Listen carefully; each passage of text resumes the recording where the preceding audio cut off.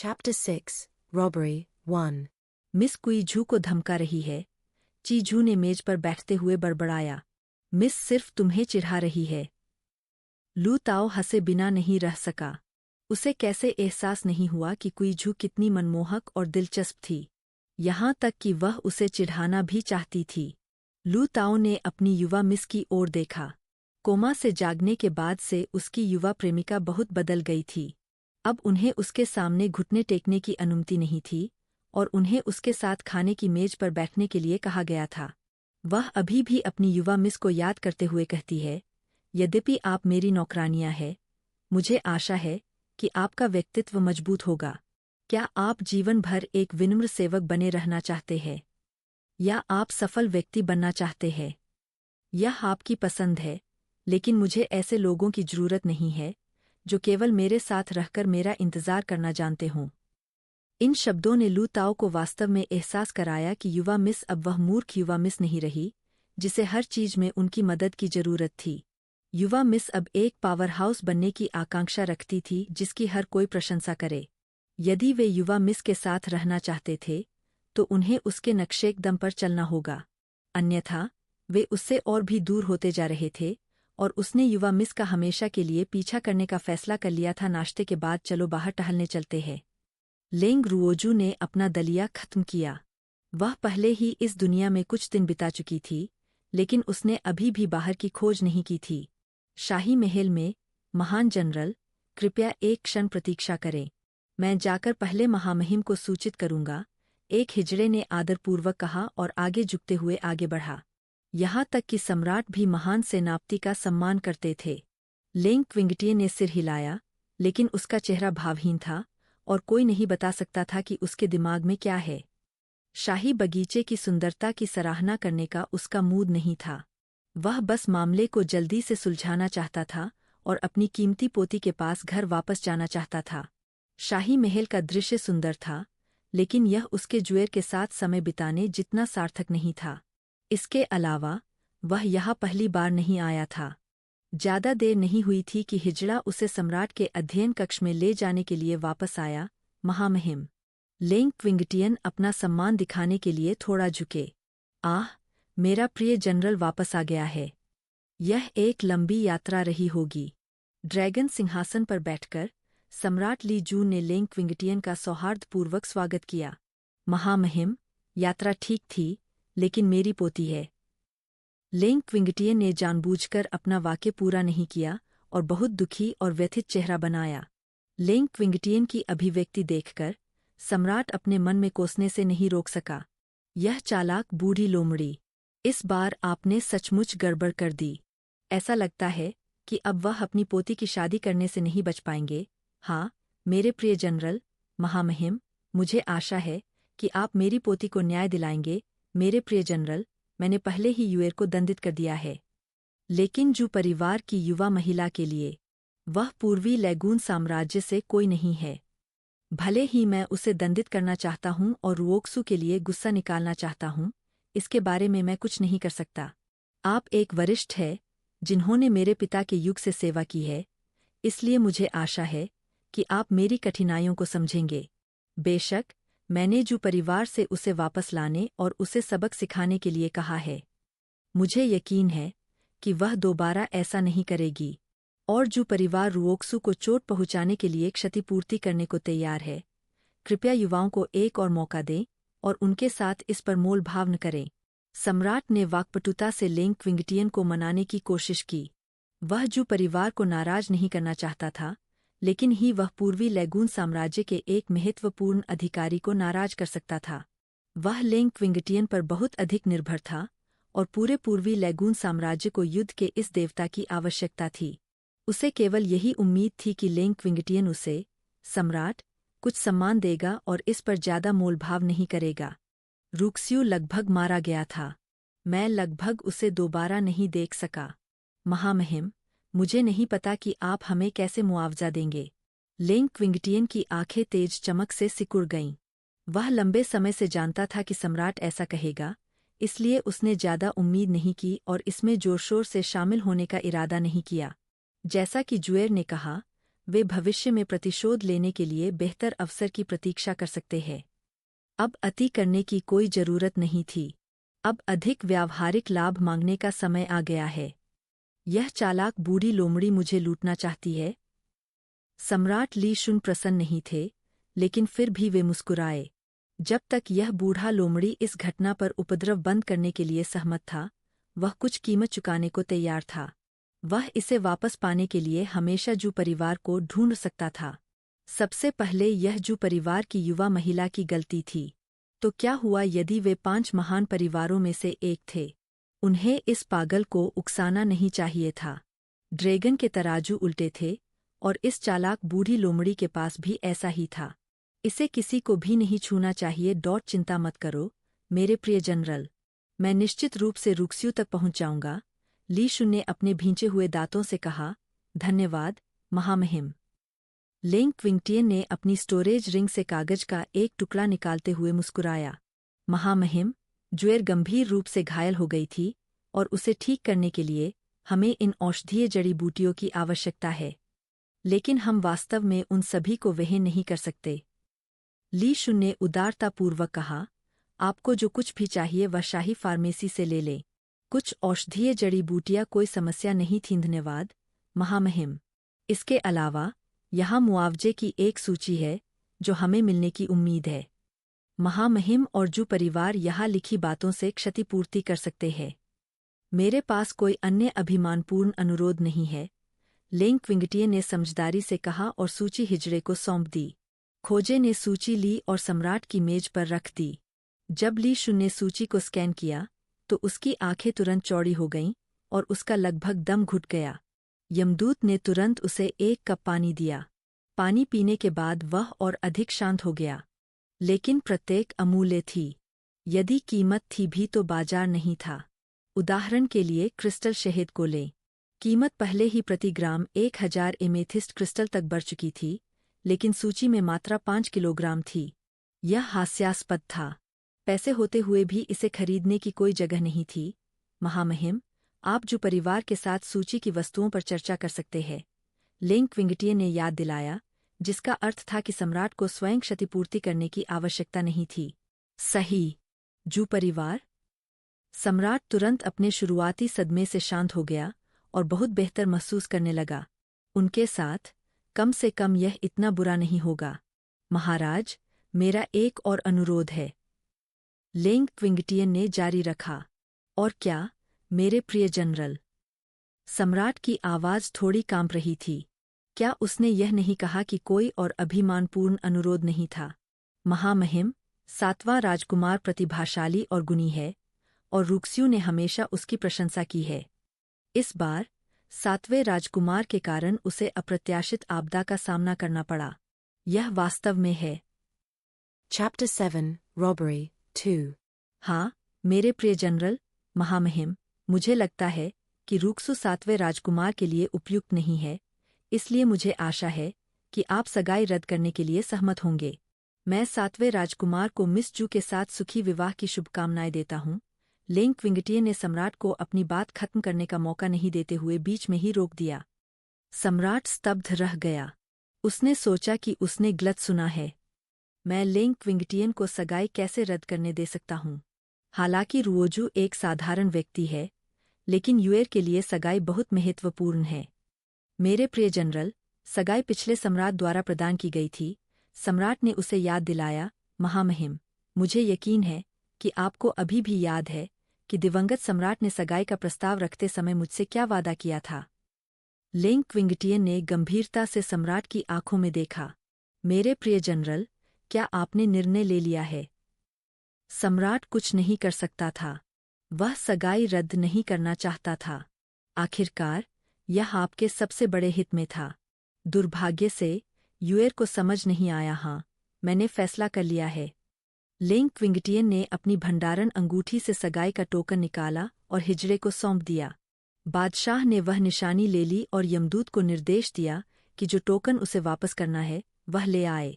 Laing क्विंगटियन के चले जाने के बाद सम्राट ली जून एक साइड हॉल में चले गए।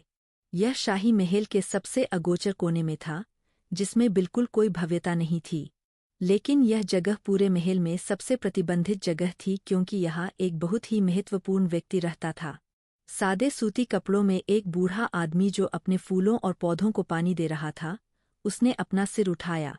उसका झुर्रियों वाला चेहरा नाराजगी से उदास हो गया। आप यहाँ पर क्या कर रहे हैं? क्या मैंने तुमसे नहीं कहा था कि अगर कोई महत्वपूर्ण बात न हो तो मुझे परेशान मत करो? बूढ़े ने डांटा। वह अपने वंशजों से और भी अधिक निराश होता जा रहा था। उनमें से कोई भी सक्षम नहीं था। पुराना पूर्वज, क्या गलत? बूढ़ा व्यक्ति अपने फूलों और पौधों के साथ खिलवाड़ करता रहा। लेंग क्विंगटियन अभी आया।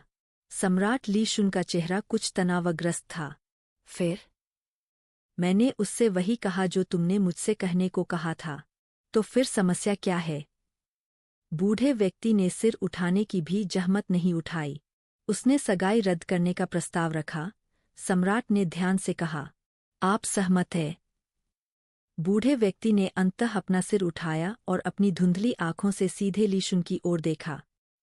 असहमत नहीं हो सकता। मेरे शाही पिता ने उससे वादा किया था कि अगर वह इससे खुश नहीं है तो वह किसी भी समय सगाई रद्द कर सकता है।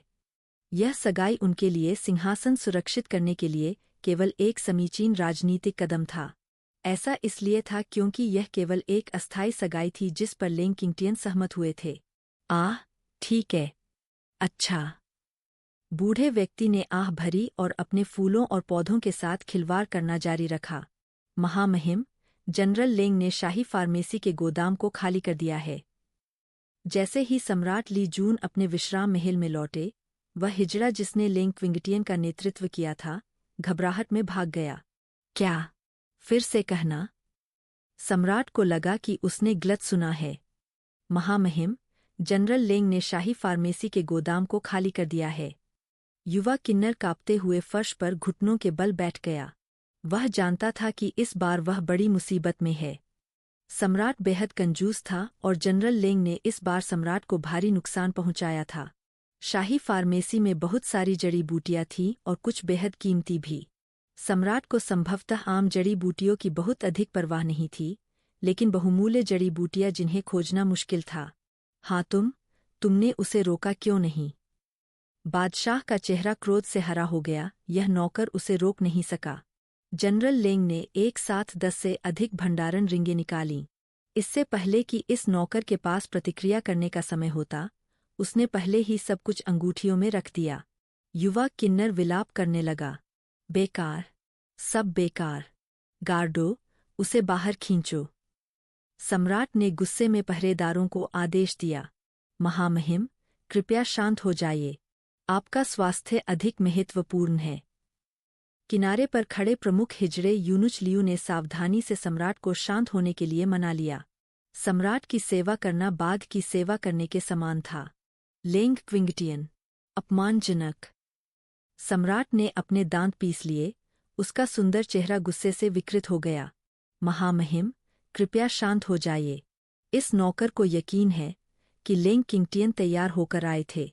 महामहिम तैयार नहीं थे, यूनुच लियू ने कहा, जिसका अर्थ है कि लेंग क्विंगटियन ने सम्राट के खिलाफ योजना बनाने के लिए बहुत पहले ही यह योजना बनाई थी। हिजड़े लियू, क्या आपके पास मेरे लिए कुछ सम्मान बचाने की कोई योजना है? बादशाह ने अपने प्रिय किन्नर की ओर आशा भरी दृष्टि से देखा।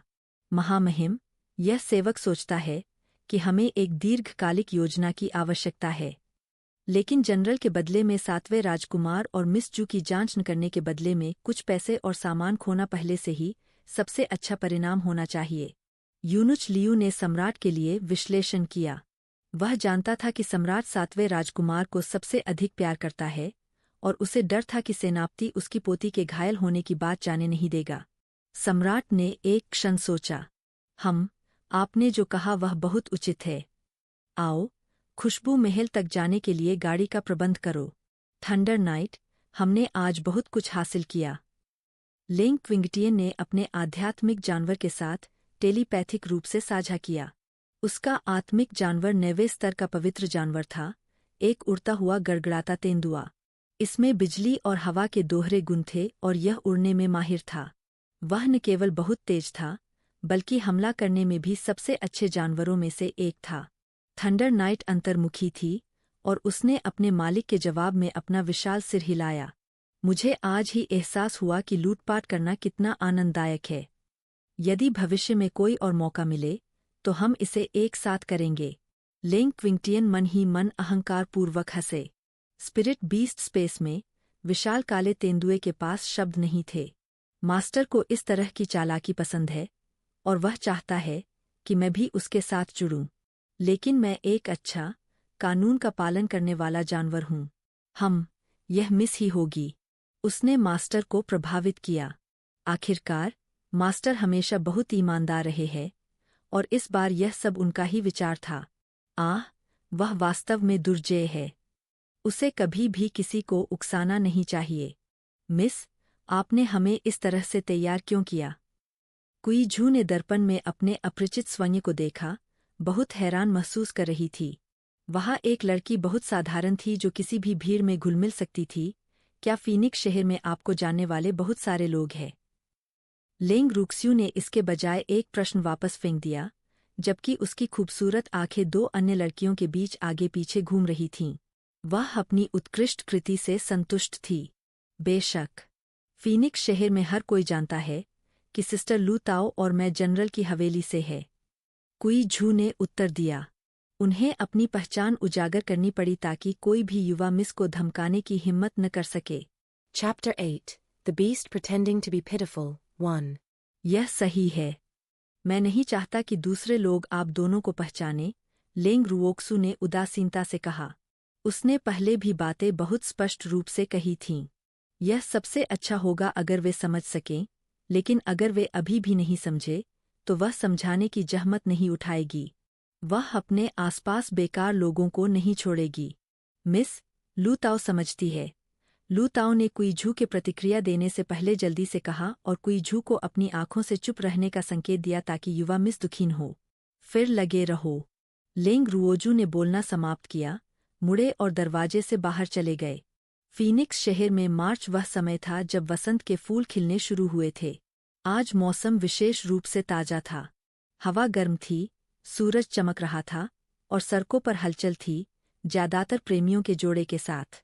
पूर्वी लैगून साम्राज्य के रीति रिवाज खुले और लापरवाह थे और लोग स्वतंत्र रूप से प्यार करने में सक्षम थे।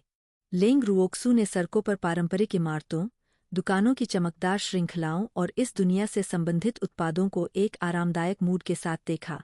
उसे इस बात का भी एहसास नहीं हुआ कि उसकी बेमिसाल सुंदरता सड़कों पर तूफान ला रही है। नहीं, उसे उन गहरी निगाहों का ध्यान आया जो उसे देख रही थीं। लेंग रुओक्सू एक पालतू जानवर की दुकान में चली गई। जब वह अंदर गई तो उसने स्टोर साइन पर फेंग शब्द देखा। वह जानती थी कि 5 महान परिवारों में यह दूसरी सबसे लोकप्रिय दुकान थी। स्टोर का क्षेत्र छोटा नहीं था और इसे 2 मंजिलों में विभाजित किया गया था। जब वह अंदर गई तो उसने सबसे पहले अलमारियों की कुछ पंक्तियां देखीं। अलमारियां पालतू जानवरों के पिंजरों से भरी हुई थीं। पिंजरों में प्यारे छोटे जानवर या तो पेट के बल लेटे हुए थे या खड़े थे। हालांकि उन्हें पालतू जानवरों के रूप में बेचा जा रहा था, वे सभी अपेक्षाकृत निम्न स्तर के आध्यात्मिक जानवर थे, दिखने में प्यारे, बिना किसी आक्रामकता के और आसानी से वश में किए जाने वाले। उन सभी को वश में कर लिया गया था और किसी अनुबंध की आवश्यकता नहीं थी। वे कुलीन महिलाओं और युवा मिसेज के लिए सबसे उपयुक्त पालतू जानवर थे। लेंग रुओक्सू को छोटे जानवर, विशेषकर कुत्ते बहुत पसंद थे। एक बार उसने खुद ही एक बच्चा पाला था, लेकिन बाद में वह दुर्घटनाग्रस्त हो गया। तब से उसने कोई पालतू जानवर नहीं पाला। अब जब उसने इन प्यारी छोटी चीजों को देखा तो वह बहुत उत्साहित थी और पालने के लिए एक खरीदना चाहती थी। लेकिन वह जानवरों के बीच केवल खरगोशों को ही पहचान सकती थी। हालांकि खरगोश बहुत प्यारे थे, लेकिन उसे उनमें ज्यादा दिलचस्पी नहीं थी। इस वक्त उसे साफ महसूस हुआ कि एक नज़र उसे देख रही है। उसने अवचेतन रूप से इसकी खोज की और एक अलग कोने में एक पिंजरा देखा। पिंजरे में एक छोटा सा काला जानवर बंद था। क्या यह बिल्ली है? उसने सोचा कि यह एक बिल्ली है, क्योंकि वह कुछ फारसी बिल्ली जैसी दिखती थी, लेकिन उसकी पूंछ लोमड़ी जैसी बड़ी थी। वह पिंजरे में लेटी हुई थी और अपनी बड़ी, गोल, नीली आंखों से उसे दयनीय दृष्टि से देख रही थी। इस नज़र ने वास्तव में उसे इसे अस्वीकार करने का दिल नहीं दिया। खैर, उसने स्वीकार किया कि यह प्यारा था। यह छोटी सी चीज वास्तव में निर्दोष और दयनीय होने का दिखावा करने में बहुत अच्छी थी। अगर उसने इस छोटी सी चीज की आंखों में बिजली की तेज चमक को नहीं पकड़ा होता तो वह मूर्ख बन जाती। क्लर्क, जो स्टोर में प्रवेश करने के बाद से काफी समय तक उसकी सुंदरता में खोया हुआ था, आखिरकार ठीक हो गया। वह जल्दी से आगे बढ़ा और आश्चर्य से लेंग रूक्सू को देखा। मिस, क्या मैं आपकी कुछ मदद कर सकता हूँ? क्लर्क ने पूरी तरह से अपनी व्यावसायिकता का प्रदर्शन करते हुए बहुत विनम्रता से कहा। लेंग रूक्स्यू ने पिंजरे में बंद छोटे आदमी की ओर इशारा किया। इसके लिए कितना? मिस इसे खरीदना चाहती है। मिस, आपको सच बताऊं तो यह अब अच्छी शारीरिक स्थिति में नहीं है। मुझे डर है कि यह लंबे समय तक नहीं चलेगा। हमारी दुकान में कई प्यारे पालतू जानवर हैं और ऊपर उससे भी अच्छे पालतू जानवर हैं। आप दूसरों की ओर क्यों नहीं देखते? उसने उसे मना करने की कोशिश की और केवल इतना ही कहा कि इसे सीधे न खरीदे। लेंग रुओजू ने कुछ मनोरंजन के साथ उत्साही क्लर्क को देखा। मुझे केवल इसमें दिलचस्पी है। इसके लिए कितना, मिस? क्या आप वाकई इसे खरीदना चाहती है? हाँ। लेंग रूक्स्यू ने धीरे से सिर हिलाया। यह छोटी सी चीज कैसे मरने वाली हो सकती है? भले ही उसका काला फर फीका लग रहा था और उसका छोटा शरीर पतला लग रहा था, ऐसा लग रहा था जैसे हवा उसे उड़ा सकती है।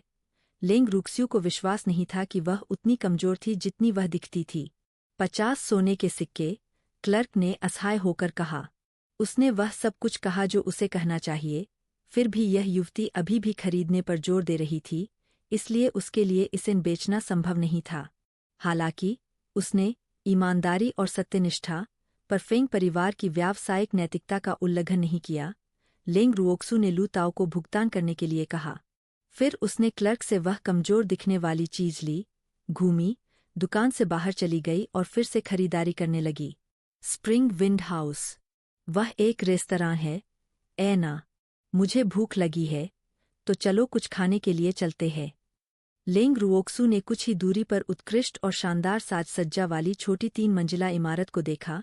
मिस, चलो कहीं और चलते हैं। यह जगह अच्छी नहीं है, कुई झू ने अस्वाभाविक अभिव्यक्ति के साथ कहा। अच्छा नहीं है? क्या गलत? मैंने निर्णय कर लिया है। मैं यही खाना चाहता हूँ। वह सच में भूखी थी, मिस। इस बार लू ताओ ने भी उसे रोकने के लिए बोला। उनके एक्सप्रेशन बहुत अच्छे नहीं थे। मुझे एक कारण बताओ। लेंग रुओजू की आंखें अप्रिय रूप से चमक उठीं। उसे भूखा रहना नफरत था। मिस एक बार 7वें राजकुमार के लिए स्प्रिंग विंड हाउस गई थी, लेकिन बाद में कुछ हुआ और अब आपको प्रवेश करने से मना कर दिया गया है। लू ताओ ने सावधानी से समझाया, इस डर से कि उसकी युवा मिस नाराज हो जाएगी। वह लानत मलामत वाला 7वां राजकुमार फिर से। लेंग रूक्सू वास्तव में उस दुष्ट 7वें राजकुमार से नफरत करती थी। उसने वास्तव में उसे खाने के लिए जगह में प्रवेश करने से भी रोका। इसने भविष्य में बदकिस्मत 7वें राजकुमार के दुखद अंत पर मुहर लगा दी। चलो घर चलते हैं। लेंग रूक्स्यू की बाहर खाने की इच्छा खत्म हो गई। जनरल की हवेली में वापस, लेंग रुओजू खाने के बाद आराम से लेटी हुई थी। उसने अब दूध पा चुके छोटे जानवर को अपनी बाहों में पकड़ रखा था। वह बहुत आराम से धूप का आनंद ले रही थी। लू ताओ, क्या फीनिक्स शहर में कोई अन्य जगह है जहां मेरा स्वागत नहीं किया जाता है? लेंग रुओजू ने फल खाते समय और अपने छोटे पालतू जानवर को खिलाते हुए लापरवाही से पूछा। केवल जू परिवार के व्यवसाय। स्प्रिंग विंड हाउस का स्वामित्व भी जू परिवार के पास है, लू ताओ ने बताया। जू परिवार? बहुत अच्छा। वह अपने दिल में इसकी चाहत रखती थी। जो कोई भी मुझे उकसाने की हिम्मत करता है, लेंग रूक्स्यू, उसे पछतावा होता रहेगा। लेंग रूक्सू ने सोचा जब उसका हाथ धीरे से छोटे जानवर के नरम बालों को सहला रहा था। अचानक उसे अपनी उंगलियों में झुनझुनी दर्द महसूस हुआ। इस कृतघ्न छोटी सी चीज ने वास्तव में उसे काट लिया। लेकिन इससे पहले कि वह क्रोधित हो पाती, उसे थोड़ा चक्कर आया और फिर उसने अपने मन में एक आवाज सुनी जो कह रही थी, मैं आपके साथ एक आत्मा बंधन अनुबंध में प्रवेश करने को तैयार हूँ, जहाँ हमारी आत्माएं जीवन और मृत्यु के माध्यम से एक दूसरे का साथ देंगी। फिर एक बेहद जटिल बैंगनी अनुबंध सरनी ने उसे और छोटे जानवर को घेर लिया और अनुबंध औपचारिक रूप से स्थापित हो गया। Chapter 9. The Beast pretending to be pitiful. 2. बगल में लू ताओ थोड़ा अवाक रह गया। मिस ने वास्तव में एक निम्नस्तरीय स्पिरिट जानवर के साथ एक अनुबंध किया था। यह किस प्रकार का अनुबंध है? लू ताओ स्तब्ध और अवाक थी क्योंकि यह अनुबंध सरनी कुछ ऐसी थी जिसे उसने पहले कभी नहीं देखा था। 10 मिनट से अधिक समय के बाद भव्य रूप से जटिल बैंगनी अनुबंध सरनी धीरे धीरे गायब हो गई।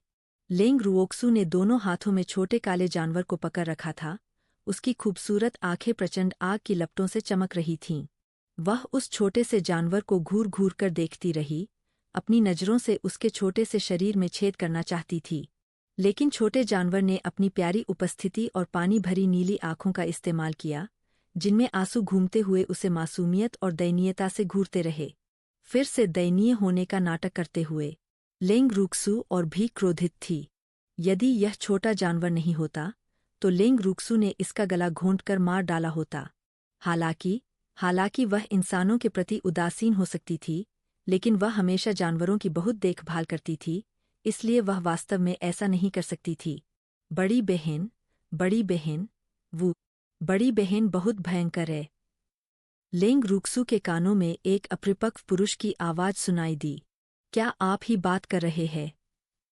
लेंग रुओजू ने अपने सामने छोटे जानवर को संदेह से देखा क्योंकि अधिकांश आध्यात्मिक जानवर अनुबंध स्थापित करने के बाद अपने मालिकों को स्वामी के रूप में संबोधित करेंगे। अनुबंध बनाने के बाद बेबी बड़ी बहन से बात कर सकती है। छोटे काले जानवर ने व्यथित होकर सिर हिलाया और पूरी तरह से निर्दोष दृष्टि से लेंग रुओक्सू की ओर देखा। क्या तुम मुझे इस भाव से देखने की हिम्मत मत करना। लेंग रुओजू की आंखों में क्रोध की ज्वाला और अधिक तीव्रता से जल उठी। मुझे बताओ, आपने मेरी सहमति के बिना अनुबंध क्यों स्थापित किया? लेंग रुओजू का चेहरा ठना से ढका हुआ था। उसे धोखे से मजबूर किए जाने की भावना से नफरत थी। बेबी को बड़ी बहन पसंद है। रोएदार जानवर के चेहरे पर वास्तव में एक शर्मीली अभिव्यक्ति दिखाई दे रही थी। तो आपने इसे मुझ पर सिर्फ इसलिए थोपा क्योंकि आप मुझे पसंद करते हैं? लेंग रुक्सू अवाक रह गई। इसके अलावा वाह, सोल बॉन्ड कॉन्ट्रैक्ट क्या था? उसने इसके बारे में पहले कभी क्यों नहीं सुना था? वह 2 प्रकार के अनुबंध जानती थी। समान अनुबंध में प्रवेश करने वाले दोनों पक्ष मित्र के रूप में समान स्थिति के थे और उन्हें मजबूर नहीं किया जा सकता था।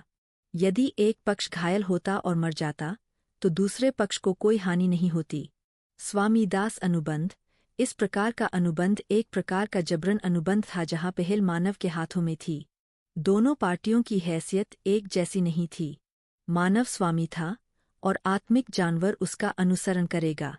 यदि स्वामी मर गया तो आत्मिक जानवर भी मर जाएगा। हालांकि यदि आत्मिक जानवर मर गया तो स्वामी पर कोई प्रभाव नहीं पड़ेगा। इस प्रकार का अनुबंध आत्मिक जानवरों के साथ अनुबंध करने का सबसे अनुचित तरीका था। यही मुख्य कारण था कि कुछ घमंडी आत्मिक जानवर मनुष्यों के साथ अनुबंध में रहने के बजाय मरना पसंद करेंगे। ऐसे बहुत कम मनुष्य थे जो आत्मिक जानवरों के साथ समान अनुबंध में प्रवेश करने के इच्छुक होंगे।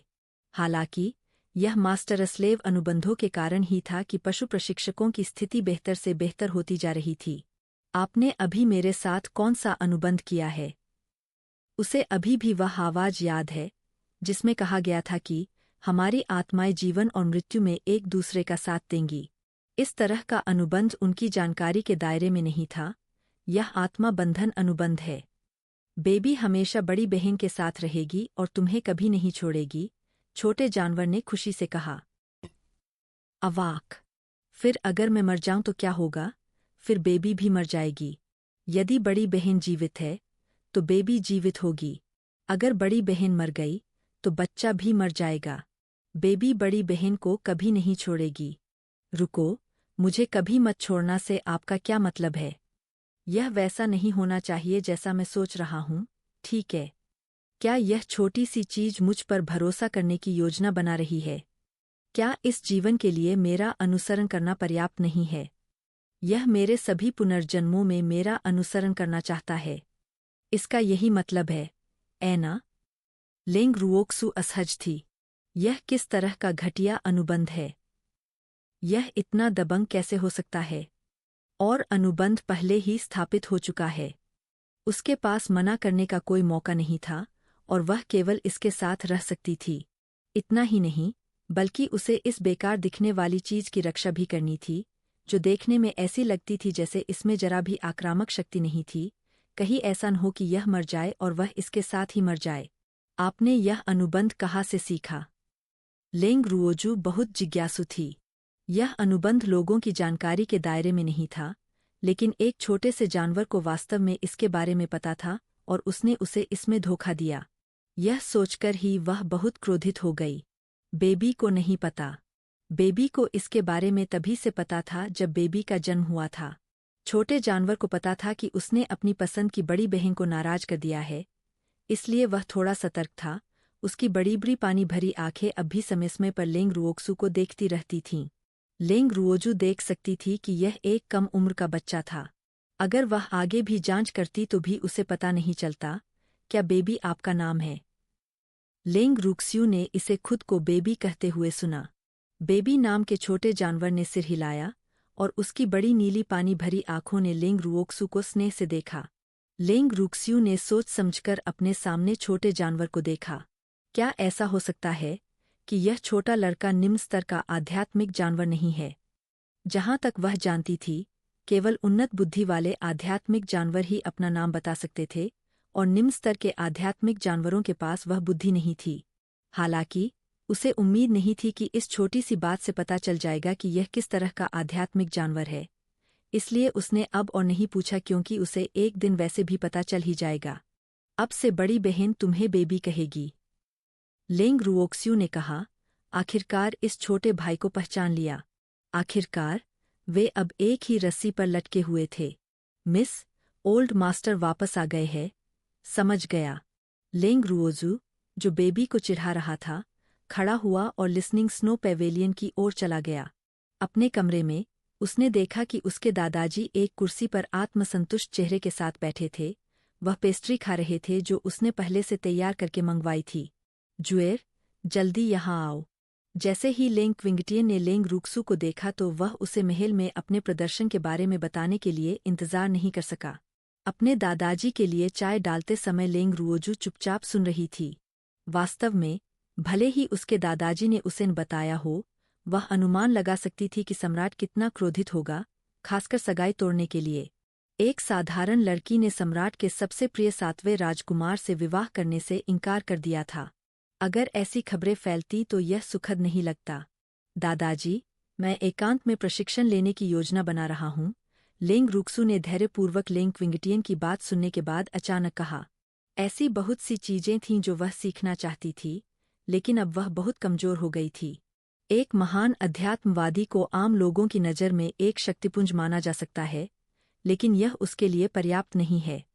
उसे जल्द से जल्द सफलता पाने और आध्यात्मिक सम्राट की ओर आगे बढ़ने की आशा थी, क्योंकि तभी वह शक्तियों की दहलीज पर कदम रखने के बराबर होगी। यह महान अध्यात्मवादी और आध्यात्मिक सम्राट के बीच केवल एक चरण हो सकता है, लेकिन इसे तोड़ना आसान नहीं था। पूरे इतिहास में अनगिनत अभ्यासी महान अध्यात्मवादी स्तर पर अटके हुए थे। यदि वे बड़े परिवारों से है, तो सफलता में सहायता के लिए स्पिरिट गोलियों का उपयोग करना संभव होगा, लेकिन केवल परिवारों के कुलीन लोग ही इस उपचार का आनंद ले सकते हैं। सामान्य योग्यता वाले शिष्यों में वह योग्यता नहीं होती। इसके अलावा, जब वह आध्यात्मिक सम्राट चरण में आगे बढ़ी तभी वह उन्नत आध्यात्मिक कौशल सीख सकी जिसमें उसकी सबसे अधिक रुचि थी। Chapter 10 Preparations to Enter Seclusion. दादाजी आपका समर्थन करते हैं। लेंग क्विंगटियन वास्तव में अपनी बहुमूल्य पोती को इतनी मेहनत करते हुए देखकर बहुत खुश और प्रसन्न थे। किसी को यह जानना चाहिए कि हालांकि लेंग परिवार में केवल कुछ ही लोग थे, वे कभी भी कमजोर नहीं थे। वह बस थोड़ा सा अनिच्छुक था, क्योंकि उसे अपनी पोती को देखे हुए काफी समय हो गया था।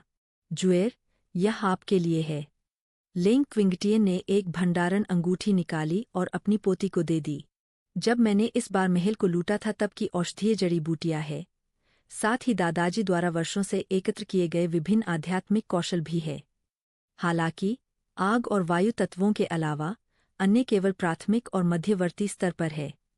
अफसोस, उन्हें उम्मीद नहीं थी कि उनके लेंग परिवार में एक छोटा सा राक्षस होगा जिसके पास सभी आध्यात्मिक शक्ति के गुण होंगे। कल जब उसने जुएर का टेस्ट क्रिस्टल से परीक्षण किया तो वह हैरान रह गया क्योंकि उसकी प्रतिभा वास्तव में बहुत असामान्य थी।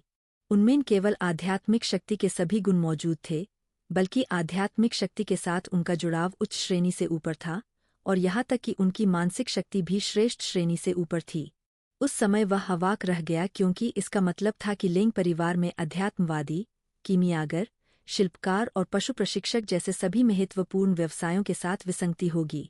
लिंग फेंग महाद्वीप का एक लंबा इतिहास था, लेकिन वहाँ कभी भी सभी 4 व्यवसायों वाला कोई नहीं था। शायद ऐसा इसलिए था क्योंकि आप अपना केक नहीं खा सकते थे और उसे खा भी नहीं सकते थे, ताकि अध्यात्मवादी शिल्पकार, कीमियागर या पशु प्रशिक्षक न बन सकें, लेकिन इन व्यवसायों को पहले अध्यात्मवादी बनना होगा। कारीगरों और कीमियागरों को अग्नि विशेषता वाली आध्यात्मिक शक्ति की आवश्यकता होती है, जबकि पशु प्रशिक्षकों को आध्यात्मिक पशुओं के साथ आत्मीयता और कम से कम बेहतर ग्रेड की मानसिक शक्ति दोनों की आवश्यकता होती है। एक अध्यात्मवादी के लिए उच्च मानसिक शक्ति निस्संदेह लाभकारी थी, लेकिन एक अध्यात्मवादी के लिए सबसे महत्वपूर्ण चीज मानसिक शक्ति नहीं बल्कि आध्यात्मिक शक्ति आत्मीयता थी। आत्मीयता जितनी अधिक होगी, भविष्य की उपलब्धियां उतनी ही अधिक होंगी। कहने का तात्पर्य यह है कि अग्निगुण अध्यात्मवादी के लिए भी, यदि उनके पास उच्च श्रेणी की आध्यात्मिक शक्ति, आत्मीयता और मानसिक शक्ति नहीं है, तो उनके लिए कीमियागर या शिल्पकार बनना असंभव था। और एक कीमियागर या शिल्पी जिसके पास उच्च श्रेणी की मानसिक शक्ति है, लेकिन उच्च श्रेणी की आध्यात्मिक शक्ति नहीं है, वह एक शक्तिशाली अध्यात्मवादी नहीं बन सकता। अग्निगुण वाली आध्यात्मिक शक्ति और श्रेष्ठ श्रेणी की आत्मीयता और मानसिक शक्ति वाली विसंगतियों के लिए, जब तक कि वे कुछ शीर्ष शक्तियों से संबंधित न हों या उनके द्वारा आश्रय न ली गई हों, प्रमुख शक्तियां उन्हें कभी परिपक्व नहीं होने देंगी। स्थिति पर विचार करने के बाद उन्होंने तुरंत जुएर से कहा कि वह पूरी ताकत होने से पहले किसी को भी अपनी प्रतिभा के बारे में बताएं। लेंग रुओक्सू ने अपने दादा से भंडारण की अंगूठी ली, जिससे उन्हें इसके मालिक के रूप में पहचाना गया। फिर उसने एकांत में प्रवेश करने से पहले कुछ तैयारी की। एकांत में जाने से पहले उसने बेबी की ओर देखा, जो थोड़ा असहाय होकर अलग होने को तैयार नहीं थी। बेबी, बड़ी बहन एकांत में जा रही है। तुम्हें आज्ञाकारी बनना होगा, ठीक है बड़ी बहन? तुम्हें जल्दी बाहर आना होगा। बेबी तुम्हें याद करेगी। बेबी ने आंखों में आंसू भरते हुए कहा, ठीक है दादाजी, मैं जा रहा हूँ। जुएर, दादाजी भी आपको याद करेंगे। लेंग क्विंगटियन ने तुरंत कहा। एक छोटा सा जानवर मेरी प्यारी पोती का ध्यान कैसे चुरा सकता है? लेंग रुओजू को उम्मीद नहीं थी कि उसके दादा वास्तव में एक छोटे से आत्मिक जानवर के साथ प्रतिस्पर्धा करेंगे। वह इसे थोड़ा मजाकिया लगने से नहीं रोक सकी, जिससे संक्षिप्त अलगाव का दुख काफी कम हो गया। विदा लेने के बाद वह गुप्त कक्ष की ओर चल दी। लेंग रुओजू गुप्त कमरे में चली गई और चारों ओर देखा। कमरा बहुत विशाल और प्रकाशमय था। दीवारों पर रात को रोशन करने वाले बड़े बड़े मोती लटके हुए थे और पीछे की दीवार के बीच में एक स्पिरिट जेड बिस्तर लगा हुआ था, जिस पर गोल गद्दी रखी हुई थी। बिस्तर के बाईं ओर एक उत्कृष्ट चंदन की मेज और किताबों से भरी एक शेल्फ भी थी, जिनमें से अधिकांश खेती से संबंधित थीं। कमरे के चारों कोनों में से प्रत्येक में विभिन्न रंगों के स्पिरिट क्रिस्टल से जड़ा हुआ एक पत्थर का खंभा था, जो आध्यात्मिक ऊर्जा इकट्ठा करने के लिए था। दादाजी ने कहा कि लेंग परिवार के एक पूर्वज ने इस गुप्त कमरे का निर्माण किया था। अंदर की आध्यात्मिक ऊर्जा बाहर की तुलना में कम से कम 2 गुनी मजबूत है। ऐसा कमरा शीर्ष बलों के बीच भी सर्वश्रेष्ठ में से एक है। लेंग रुओजू स्पिरिट जेड बिस्तर पर क्रॉसलेग करके बैठी थी। स्पिरिट जेड में आध्यात्मिक ऊर्जा इकट्ठा करने का प्रभाव था, इसलिए बिस्तर पर बैठते ही उसे आध्यात्मिक ऊर्जा की प्रचुरता महसूस हुई। लेकिन उसका इरादा तुरंत आध्यात्मिक ऊर्जा को अवशोषित करना शुरू करने का नहीं था। इसके बजाय उसने पहले पढ़ना शुरू किया और फिर उसने अपने दादाजी द्वारा दिए गए आध्यात्मिक कौशल को सीखा और विकसित करना शुरू कर दिया। आध्यात्मिक शक्ति गुणों को 7 प्रकारों में विभाजित किया गया था: अग्नि, वायु, जल, पृथ्वी, लकड़ी, प्रकाश और अंधकार। प्रत्येक गुण की आध्यात्मिक शक्ति का अपना आध्यात्मिक कौशल था। आध्यात्मिक कौशल के स्तरों को प्राथमिक, मध्यवर्ती, उन्नत और स्वर्गीय में विभाजित किया गया था। आध्यात्मिक अभ्यासकर्ता प्राथमिक आध्यात्मिक कौशल विकसित कर सकते हैं और अध्यात्मवादी और महान अध्यात्मवादी मध्यवर्ती आध्यात्मिक कौशल विकसित कर सकते हैं। केवल आध्यात्मिक सम्राट चरण में ही आप उन्नत आध्यात्मिक कौशल विकसित कर सकते हैं। इसके अलावा यदि आप एक निश्चित विशेषता के उन्नत आध्यात्मिक कौशल विकसित करना चाहते हैं तो आपको पहले इन आध्यात्मिक कौशलों के प्राथमिक और मध्यवर्ती स्तरों को विकसित करना होगा। इसके अलावा आपको अपने स्तर के अनुसार चरण दर चरण आध्यात्मिक कौशल विकसित करना होगा, प्रारंभिक से उन्नत स्तर तक बिना किसी रुकावट के। अध्यात्मवादियों के लिए आध्यात्मिक कौशल का महत्व स्वयं स्पष्ट था, लेकिन प्रारंभिक कौशल सीखना कठिन नहीं था। यदि कोई अध्यात्मवादी के रूप में जागृत होता है तो उसे केवल निःशुल्क प्राथमिक कौशल प्राप्त करने के लिए अध्यात्मवादी गिल्ड में जाने की आवश्यकता होती है। यदि वे मध्यवर्ती आध्यात्मिक कौशल सीखना चाहते हैं तो वे या तो उन्हें खरीद सकते हैं या सीखने के लिए किसी अकादमी में जा सकते हैं। लेकिन अगर वे उन्नत आध्यात्मिक कौशल सीखना चाहते हैं तो किसी अकादमी में जाना सबसे अच्छा होगा। उनका बाजार में उपलब्ध होना बहुत दुर्लभ था। अगर वे इसे खरीदते भी हैं तो हो सकता है कि यह उनकी विशेषताओं के लिए उपयुक्त न हो। जहाँ तक स्वर्गीय आध्यात्मिक कौशल की बात है, वे संभवतः केवल शीर्ष परिवारों और शक्तिशाली अध्यात्मवादियों के हाथों में ही उपलब्ध थे। वे बिल्कुल अमूल्य थे और उनके लिए कोई बाजार नहीं था। उनके दादाजी ने उन्हें प्रत्येक तत्व के प्रारंभिक और मध्यवर्ती आध्यात्मिक कौशल दिए थे और अग्नि और वायु तत्वों के पास उन्नत और स्वर्गीय आध्यात्मिक कौशल थे। इससे यह देखा जा सकता है कि लेंग परिवार की पृष्ठभूमि बहुत मजबूत थी। लेंग रूक्स्यू ने सभी प्रारंभिक आध्यात्मिक कौशल सीखने के बाद मध्यवर्ती कौशल शुरू किया। जब वह थक जाती थी तो पढ़ती थी और अपना शेष समय ध्यान करने और आध्यात्मिक ऊर्जा को अवशोषित करने में बिताती थी। सभी प्राथमिक और मध्यवर्ती आध्यात्मिक कौशलों में लेंग रूक्स्यू की पसंदीदा अग्नितत्व विस्फोटक आग की कला और लकड़ी तत्व संयम तकनीक थी। हालांकि वे केवल मध्यवर्ती आध्यात्मिक कौशल थे, वे युद्ध में बहुत उपयोगी थे। विस्फोटक लपटे कला एक आक्रमण प्रकार का कौशल था, जबकि संयम तकनीक एक सहायक कौशल था। यदि वह पवन तत्व त्वरित पवन कला को जोड़ती और युद्ध में तीनों कौशलों का उपयोग करती तो यह संभवतः बदमाशी होती। लेकिन संभवतः वह अकेली थी जिसने इस तरह सोचा, क्योंकि हर किसी के पास उसके जैसे सभी आध्यात्मिक शक्ति गुण नहीं थे। इसके अलावा लकड़ी विशेषता वाली आध्यात्मिक शक्ति वाले लोग बहुत दुर्लभ थे, इसलिए किसी के द्वारा तीनों आध्यात्मिक शक्तियों का उपयोग करने की संभावना वास्तव में बहुत कम थी। लेंग क्विंगटियन गुप्त कमरे से कुछ ही दूरी पर एक पत्थर की बेंच पर बैठा था। उसके सामने पत्थर की मेज स्वादिष्ट भोजन से भरी हुई थी जिसका वह चाय के साथ आनंद ले रहा था। लेकिन उसकी नज़र उस छोटे जानवर पर थी जो गुप्त कमरे के बाहर निश्चल पड़ा हुआ था। उनकी अनमोल पोती ने उन्हें एक काम सौंपा था, इसलिए उन्हें अपनी पोती के जीवन से जुड़ी इस छोटी सी चीज की रक्षा करनी थी। वह अपनी लापरवाही के कारण अपनी पोती को किसी भी खतरे में नहीं डालना चाहता था, इसलिए उसने इस छोटी सी चीज को अपनी नज़रों से ओझल करने की हिम्मत नहीं की। लेकिन एक बात थी जो उसे समझ नहीं आ रही थी।